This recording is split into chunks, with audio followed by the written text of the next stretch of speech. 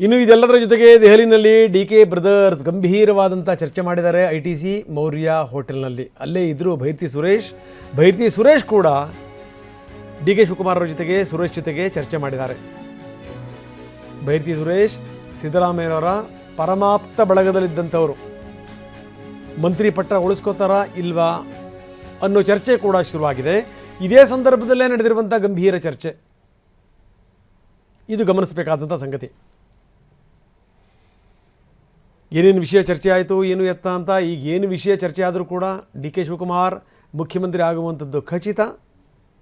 ಅದನ್ನು ಸಿದ್ದರಾಮಯ್ಯನವರಿಗೆ ಘೋಷಣೆ ಮಾಡಾಯಿತು. ಇನ್ನೇನಿದ್ರು ಏನು ಅಂದರೆ ಯಾರು ಮಂತ್ರಿಗಳಾಗ್ತಾರೆ, ಯಾರ್ಯಾರು ಯಾವ್ಯಾವ ಸ್ಥಾನಮಾನ, ಇದರ ಬಗ್ಗೆನೇ ಚರ್ಚೆ. ಸೊ ಈ ಸಂದರ್ಭದಲ್ಲಿ ತಾನೇನು ತನ್ನ ನಿಲುವೇನು ಅನ್ನೋದನ್ನು ಕೂಡ ಹೇಳಬೇಕಲ್ಲ, ಅದನ್ನೇ ಸುರೇಶ್ ಅವರು ಕೂಡ ಮಾಡಿರ್ತಾರೆ. ITC ಮೌರ್ಯ ಹೋಟೆಲ್ನಲ್ಲಿ 3 ಜನ ನಾಯಕರು ಚರ್ಚೆ ಮಾಡಿದ್ದಾರೆ.